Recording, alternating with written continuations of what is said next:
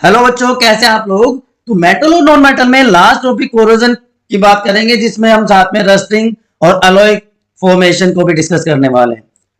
एक लेमन की टर्म में अगर मैं पूछूं आपसे तो व्हाट इज कोरोजन, और बहुत सारे लोग, इवन आप में से भी 90% बच्चे कंफ्यूज होंगे या उनको पता नहीं होगा what is the difference between corrosion and rusting, right. तो एक लेमन टर्म में क्या बात होगी कि व्हाट इज कोरोजन।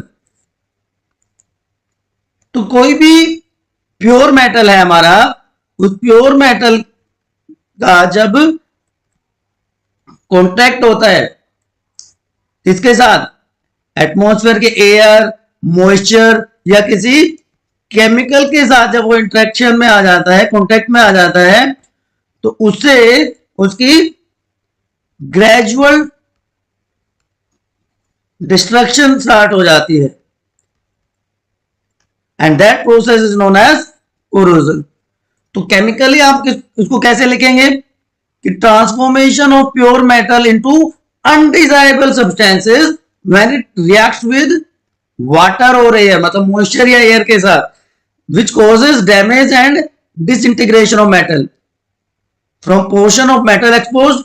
कि मान लीजिए इनिशियली ये हमारा कोई आयरन का रोड है या पीस है, ये यहां से कॉन्टेक्ट में आया तो ग्रेजुअली यहां से खराब होना शुरू करेगा, यहां से कोरोड होना शुरू होगा, और धीरे धीरे ये बाकी पार्ट में भी स्प्रेड हो जाएगा।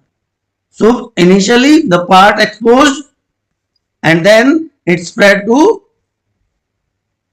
बल्क ऑफ द मेटल, है ना। आपने आपने अपने आसपास देखा होगा कि बहुत सारे सिल्वर आर्टिकल्स होते हैं। आपने अपनी मदर को, अपनी सिस्टर को, अपनी दादी को देखा होगा, वो कुछ सिल्वर ऑर्नामेंट्स पहनते हैं, बट कुछ टाइम के बाद वो ब्लैकिश हो जाते हैं, क्योंकि वो डायरेक्ट कांटेक्ट में रहते हैं एयर के। क्योंकि वहां पे जो सिल्वर है वो रिएक्ट करेगा किसके साथ, हाइड्रोजन सल्फाइड के साथ, और उससे क्या बन जाएगा, सिल्वर सल्फाइड की फॉर्मेशन हो जाती है। सिल्वर सल्फाइड की कोटिंग वहां पे बन जाती है ना बच्चों। इसी तरह कॉपर रिएक्ट करता है कार्बन डाइऑक्साइड के साथ, और ग्रीन कलर की कोटिंग बन जाती है, बेसिक कॉपर कार्बोनेट की फॉर्मेशन हो जाती है। तो ये भी क्या होगा, it also reacts, copper also reacts with moisture, oxygen, carbon dioxide present in air, और कॉपर कार्बोनेट की फॉर्मेशन कर देता है। आयन जब एयर के कांटेक्ट में आता है, मॉइस्चर के कांटेक्ट में आता है, तो वहां पे एक ब्राउन सब्सटेंस की फॉर्मेशन हो जाती है। तो corrosion of iron is known as rusting. तो जो मैंने स्टार्टिंग में आपसे पूछा था what is the basic difference corrosion और रस्टिंग का, तो आपको अब पता चल गया होगा। तो क्या कंडीशंस होती हैं, एक बहुत अच्छा सा एक्सपेरिमेंट दिया हुआ है आपके एनसीईआरटी बुक में कि कैसे रस्ट स्टार्ट होती है। यहां पे आप देख पा रहे हैं 3 टेस्ट ट्यूब्स हैं जिनमें हमने आयरन नेल्स डाल दिए हैं, लोहे की कीलें डाल दी हैं। अब फर्स्ट टेस्ट ट्यूब में हमने क्या ऐड कर दिया, वाटर, और उसको टाइटली कोक लगा के बंद कर दिया। टेस्ट ट्यूब बी में हमने डिस्टिल वाटर डाला, बॉइल्ड, जिससे कि वहां से एयर रिमूव हो जाए। ऑयल भी इसमें हमने ऐड कर दिया नियरली 1 ml, और इसको भी हमने बंद कर दिया। अब ये क्या हुआ, ऑयल वाटर पे फ्लोट करेगा और एयर वाटर में डिसोल्व नहीं होगी। और तीसरे में हमने calcium chloride, anhydrous calcium chloride add कर दिया, जो कि ड्राइंग एजेंट का काम करेगा और मॉइस्चर को एब्जॉर्ब कर लेगा टेस्ट ट्यूब सी से। थोड़े दिन के बाद क्या होगा, कौन से टेस्ट ट्यूब में आपको रस्ट देखने को मिलेगा, बताओ। टेस्ट ट्यूब ए में ऑब्वियस सी बात है, क्योंकि यहां पे एयर का भी एक्सपोजर था और वाटर का भी एक्सपोजर था। टेस्ट ट्यूब बी में क्यों नहीं हुआ, क्योंकि टेस्ट ट्यूब बी जो थी बच्चों वो सिर्फ वाटर से एक्सपोज थी, तो इसलिए रस्टिंग नहीं हुई। टेस्ट ट्यूब सी में सिर्फ ड्राई एयर थी, इसलिए रस्टिंग नहीं हुई। तो इसलिए ये प्रूव हो गया कि एयर और मॉइस्चर दोनों की जरूरत होती है फॉर रस्टिंग ऑफ आयरन। और देखिए कलर चेंज हो गया पूरा आयरन नेल का, टेस्ट ट्यूब ए में जो थी। Clear to everyone? तो सिंपल सा एक्सपेरिमेंट आपको प्रूव करता है, राइट, कि what are the conditions for rusting of iron. इसके ऊपर भी कॉम्पिटेंसी बेस्ड क्वेश्चन पूछे जाते हैं आजकल, तो आप जो एनसीईआरटी एक्टिविटीज हैं उनको स्किप नहीं कर सकते बेटा। और अलग से मैं सारी की सारी एक्टिविटी आपको करवाने वाला हूं।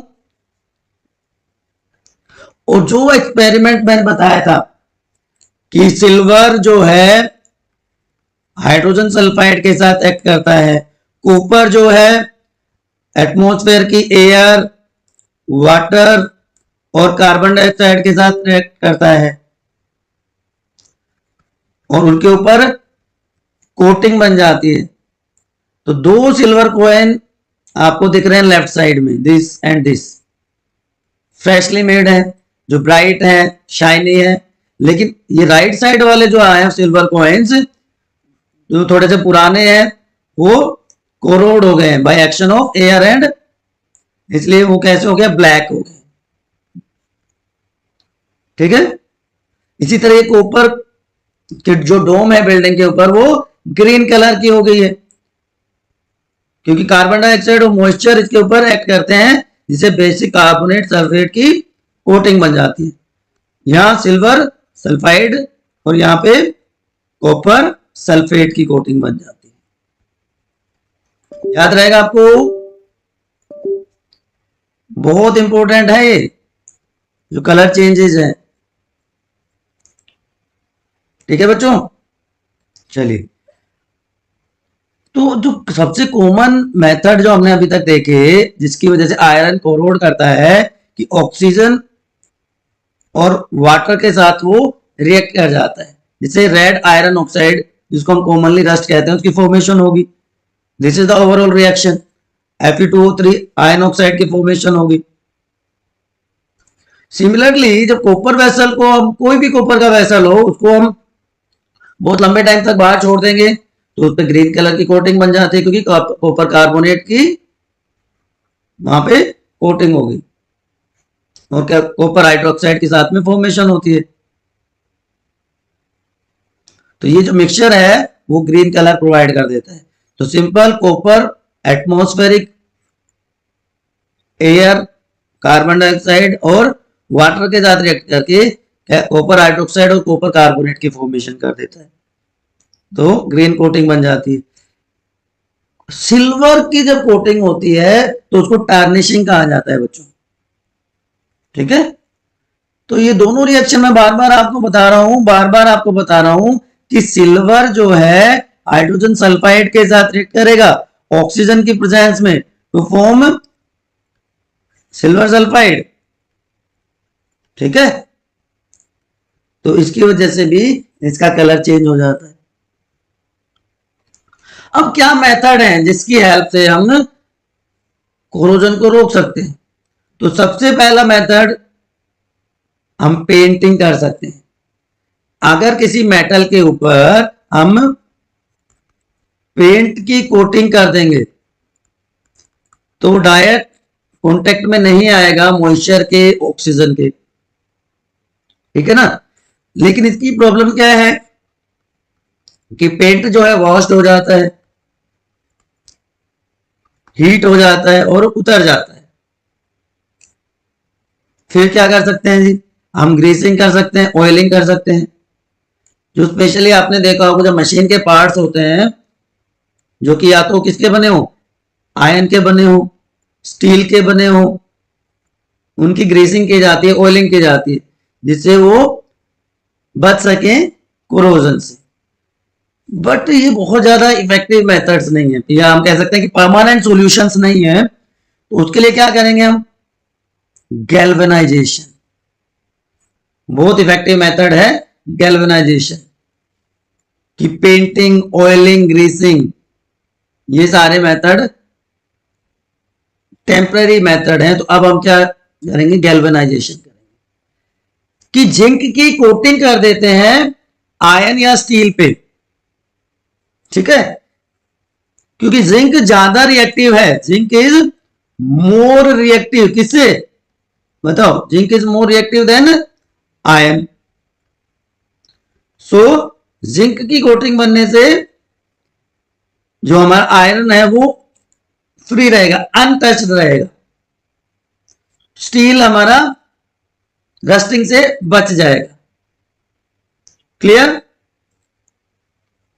ये डिफरेंट स्टेप्स हैं, आपको इतना डिटेल में जाने की जरूरत नहीं है।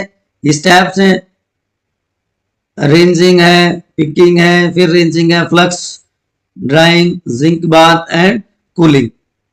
आपको सिंपल सा ये याद रखना है कि जिंक ज्यादा रिएक्टिव है आयरन से, तो जब वो एटमॉस्फेरिक मॉइस्चर या ऑक्सीजन के कांटेक्ट में आता है तो उसकी वजह से जिंक की कोटिंग बन जाती है और हमारा जो आयन मेटल है वो प्रोटेक्टेड हो जाता है। ठीक है? गैल्वेनाइजेशन, गैल्वेनाइजेशन जैसा कि अभी मैंने आपको बताया कि वही प्रोसेस है।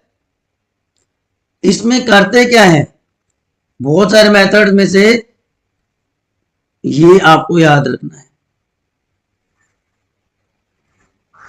कि जो सॉल्यूशन है जिंक का, मोल्टन जिंक है, उसमें हमारे मेटल को डाल देना है।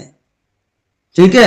तो क्या होगा देख लीजिए, मान लीजिए ये हमारा आयन नेल है, सॉरी आयन रोड है। इस आयन रोड को हमने एक सॉल्यूशन में डाल दिया, उस सॉल्यूशन में क्या है, पूरा हमारा जिंक भरा हुआ है, ये आयन है हमारा। तो बाथिंग के बाद क्या हो जाएगा, हमारे आयन रोड के ऊपर इस तरह से जिंक की कोटिंग हो जाएगी। तो जिंक दिखाई दे रहा है सिर्फ आपको, हमारा आयन मेटल तो दिख ही नहीं रहा। ये ब्लू कलर आपको आयन है और ये जिंक हो गया। तो जिंक की कोटिंग बन गई तो आयन प्रोटेक्टेड है ना। तो जो गैल्वेनाइज आर्टिकल है वो प्रोटेक्ट हो जाता है। लेकिन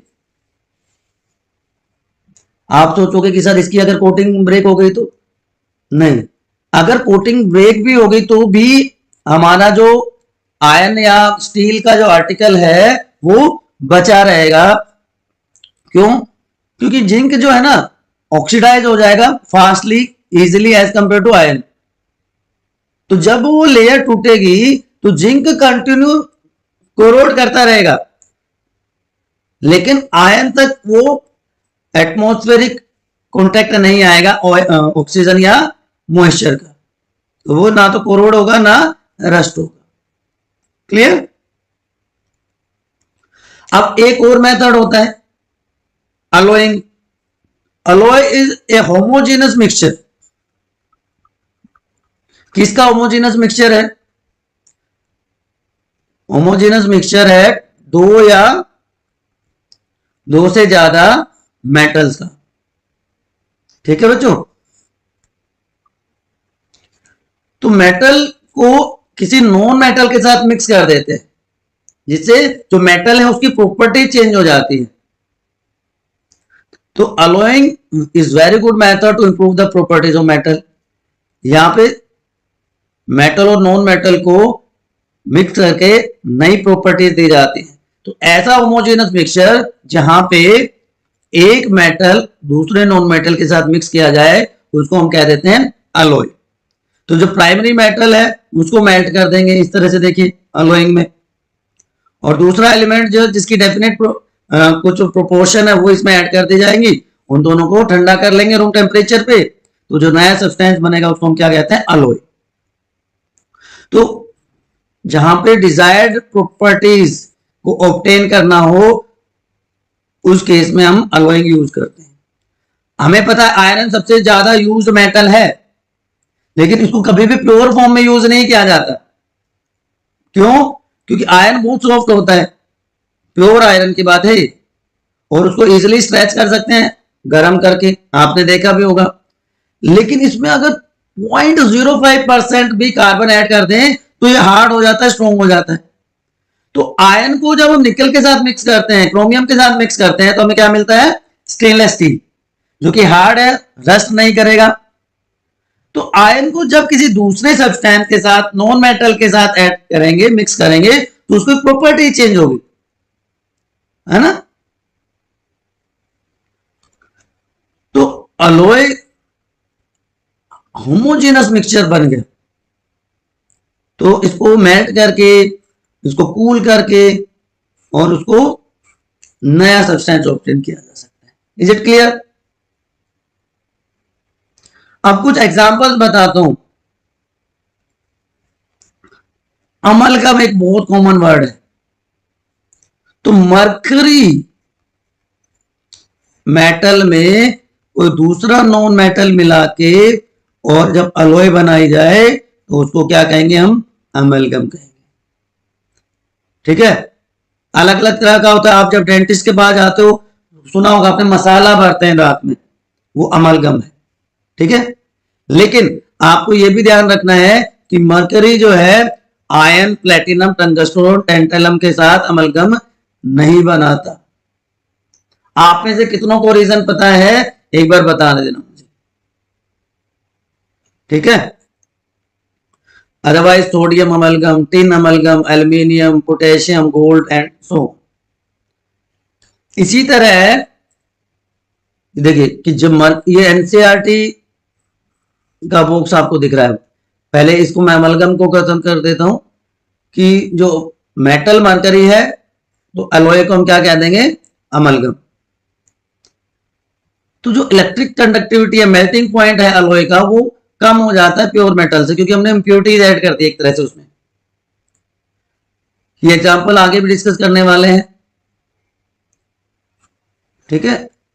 मैं ये बता रहा था आपको ये एग्जांपल्स कि ये वाला हम ऑलरेडी डिस्कस कर चुके हैं। आयन को निकल और क्रोमियम के साथ मिला देंगे तो स्टेनलेस स्टील मिल जाएगा। प्योर गोल्ड, ये वाला जो एनसीईआरटी का मैं आपको पैराग्राफ बता रहा था, दिस वन, ये इंपॉर्टेंट है कि प्योर 24 कैरेट गोल्ड को यूज नहीं किया जाता ऑर्नामेंट्स बनाने के लिए। 22 कैरेट, 22 कैरेट का मतलब क्या है कि 22 पार्ट जो है प्योर गोल्ड के हैं और उसमें 2 पार्ट कॉपर या सिल्वर मिलाया हुआ है। क्यों किया गया ऐसा? ये जो प्योर गोल्ड होता है ना बच्चा, जिसको हम 24 कैरेट गोल्ड कहते हैं, वो बहुत सॉफ्ट होता है। ठीक है। तो उससे ज्वेलरी नहीं बना सकते, तो इसलिए उसमें 2 पार्ट या तो हम सिल्वर ऐड कर देंगे या 2 पार्ट कॉपर ऐड कर देंगे, जिससे वो हार्ड हो जाता है, स्ट्रॉन्ग हो जाता है। इसी तरह ब्रास, ब्रास क्या है? कॉपर और जिंक का अलॉय है। ब्रॉन्ज, अभी आप ओलंपिक्स चल रहे हैं, आपने देखा हुआ मेडल्स मिल रहे हैं एथलीट्स को, गोल्ड, सिल्वर और ब्रॉन्ज के। तो ब्रॉन्ज अगेन एक क्या है? अलॉय है, कॉपर और जिंक का, एसन इज टिन। इसी तरह सोल्डर, लेड और टिन का अलॉय बन जाता है, जिसको वेल्डिंग के लिए यूज करते हैं। और ये एक क्लासिकल एग्जांपल यहां पे दिख रहा है आपको, wonder of ancient Indian metallurgy, Qutub Minar. Iron pillar जो है कुतुब मीनार के पास, आप अगर आप दिल्ली गए हो तो आप में से बहुत सारे बच्चों ने देखा होगा, जो 8 मीटर लंबा है, ऊंचा है मतलब, और लगभग 6 टन का है, लेकिन आज तक रस्ट नहीं हुआ है। 1600 साल हो गए हैं, आज तक रस्ट नहीं हुआ है। क्या रीजन है इसका? है ना, ये बिकॉज अलॉय से बना हुआ है। Again it is found of alloy. Clear? तो ब्रास कॉपर और जिंक का अलॉय है, ब्रॉन्ज कॉपर और टिन का अलॉय है। बहुत सारे म्यूजिकल इंस्ट्रूमेंट जो बनते हैं, प्लम्बिंग के इंस्ट्रूमेंट्स बनते हैं, लॉक्स जो बनते हैं ब्रास के होते हैं। इसी तरह बेल्स, मेडल, स्प्रिंग्स हैं, वो ब्रॉन्ज की बनी होती है। तो ब्रॉन्ज में अगर कंपोजिशन वाइज जाए हम तो कॉपर और टिन का अमाउंट बहुत वेरी करता है। 18 carat gold, 22 carat gold, 20 carat gold, ये अलग अलग टाइप के गोल्ड होते हैं जिनमें मिक्स किया जाता है कॉपर या सिल्वर। कास्ट आयरन और स्टर्लिंग सिल्वर बहुत फेमस है आजकल ज्वेलरी आर्टिकल्स में, क्योंकि जो प्योर ऑर्नामेंट्स हैं सिल्वर या गोल्ड के वो तो बहुत महंगे हैं, तो उसकी जो कॉस्टिंग है थोड़ी सी कम हो जाती है इससे। कास्ट आयरन में कार्बन ऐड कर देंगे आयरन में तो उसको हम कास्ट आयरन कहेंगे। बहुत सारे यूटेंसिल्स बनाए जाते हैं इसके भी। तो ये क्या टेबल है जिसको आप समराइज कर सकते हैं। स्टील स्टेनलेस स्टील दोनों में फर्क है। देखिए यहाँ पे कार्बन और ऐड कर देंगे तो स्टेनलेस स्टील क्रोमियम, और अगर सिर्फ आयरन और कार्बन है तो स्टील होगा। ब्रास, कॉपर और जिंक, कॉपर और टिन ब्रोंज, लेड और टिन सोल्डर कुछ भी कह सकते हैं। ये इनके यूजेस है। ठीक है, तो with this we come to end of this chapter. तो लास्ट में हमने कोरोजन और रस्टिंग अलॉयज को डिस्कस किया। अभी भी आपको कोई कंफ्यूजन है, कोई इफ बट है, तो प्लीज एक बार यहां पे कमेंट सेक्शन में पूछ लीजिए। नए हैं तो चैनल को सब्सक्राइब करके लाइक कर दीजिए और नीडी वन के साथ शेयर कर दीजिए, so that everyone can get benefit from it.